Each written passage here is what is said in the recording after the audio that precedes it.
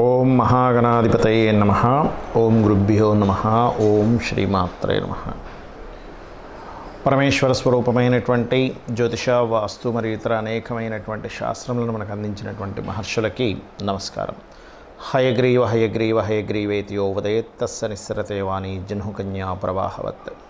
అరుణాం కరుణాతరంగితాక్షీం ధృతపాశాంకుశపుష్పబాణచాపాం అనిమాదిభిరావృతాం మయూకైః అహమిత్యేవ విభావయే భవానీం. శ్రీమాత్రే నమః.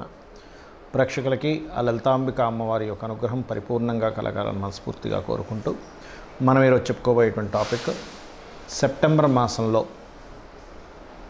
రాశి ఫలితాలు ఏ విధంగా ఉన్నాయి. ముఖ్యంగా లగ్నం నుంచి చూసుకోండి, చంద్రుడిని రాశి కంటే కూడా అది ఇంకా ఎక్కువగా పనిచేస్తూ ఉంటుంది. అయితే ఇక్కడ గ్రహస్థితి ఏ విధంగా ఉంది అని చెప్పి చూసుకున్నట్లయితే మేజర్ ప్లానెట్స్ అయినటువంటి శని కుంభంలో వక్రించున్నాడు, వృషభంలో గురువు, రాహు ఏమో మీనంలోని, కన్యలో కేతు ఉంటాడు. ఇవి మాత్రం ఎక్కడా కూడా మనకి అంత తొందరగా మారవు. మిగతా గ్రహాలు కనుక చూసుకున్నట్లయితే కుజుడు మిథున రాశిలోని, అదేవిధంగా చంద్రుడు కర్కాటకంలో ప్రారంభమై మరలా మిథునం వరకు తన యొక్క సంచారం జరుగుతుంది. అందులో చంద్రుడితో పాటు బుధుడు కూడా కర్కాటకంలో ఉన్నాడు. కాకపోతే బుధుడు 5వ తేదీకి సింహంలోకి మారి మరలా 23వ తేదీకి ఇందులోకి మారుతున్నాడు, కన్యారాశిలోకి మారుతున్నాడు. అదేవిధంగా సింహరాశిలో రవి, శుక్రుడు కన్యారాశిలో నీచబడి ఉన్నాడు. ఆయన దాదాపుగా 19వ తేదీ వరకు ఉంటాడు. మరియు అదేవిధంగా ఈ కన్యారాశిలో శుక్రుడు 19వ తేదీ వరకు నీచబడి ఉన్నటువంటి సమయంలో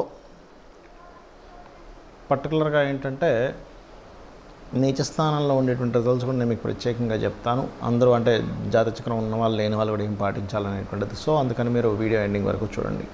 మిథున లగ్నము, మిథున రాశి. మిథునం వారికి కనుక చూసుకున్నట్లయితే రాస్యాధిపతి 3లో ఉన్నాడు.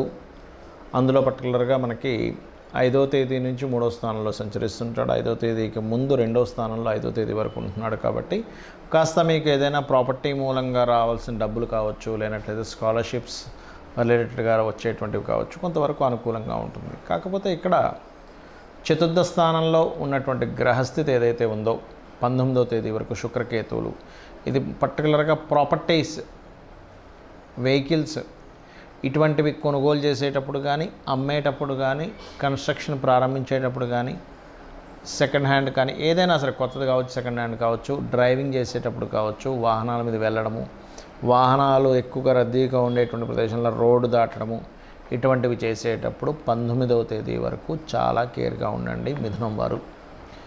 ఫినాన్షియల్గా గ్రోత్ అయితే ఉంది, అందులో ఎటువంటి డౌట్ లేదు. అదేవిధంగా 5వ తేదీ నుంచి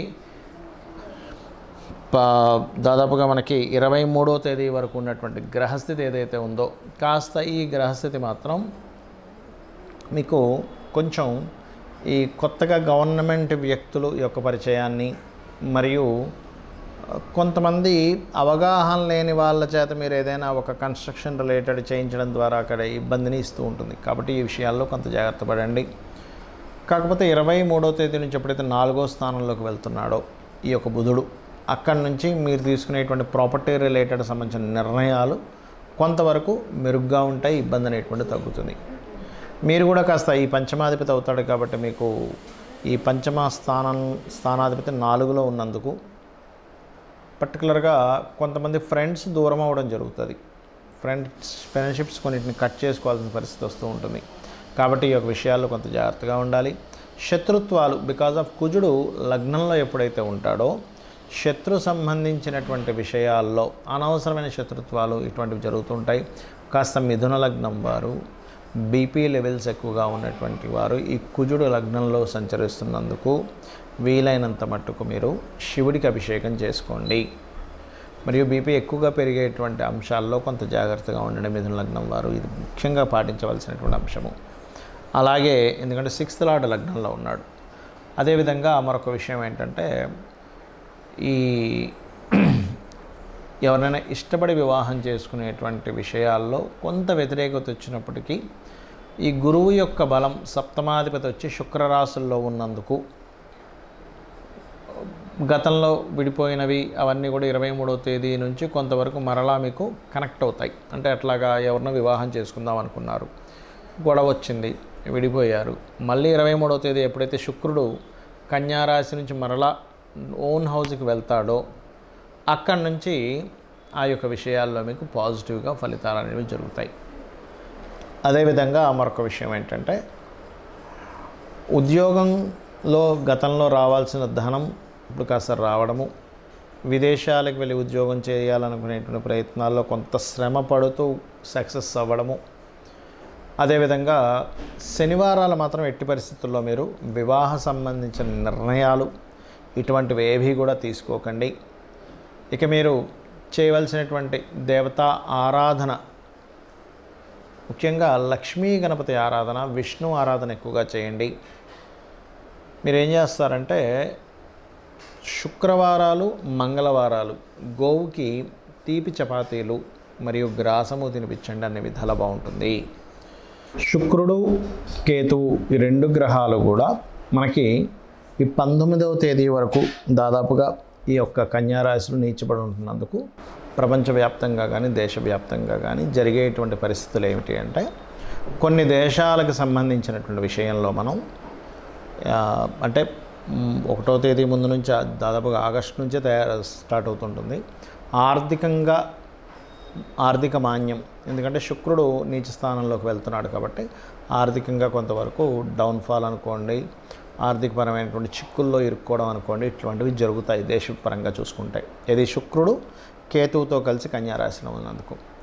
మరి శుక్రుడు సహజంగానే అప్పుల స్థానంలో ఉంటున్నాడు వెళ్ళి, అందుకని ఏంటి మొత్తము కూడా అందరూ కూడా ఎవరికైనా మనం అప్పు ఇచ్చే విషయాల్లో లేదా తీసుకునేటువంటి అంశాలలో కొంత జాగ్రత్త వహించండి, గుర్తుపెట్టుకోండి.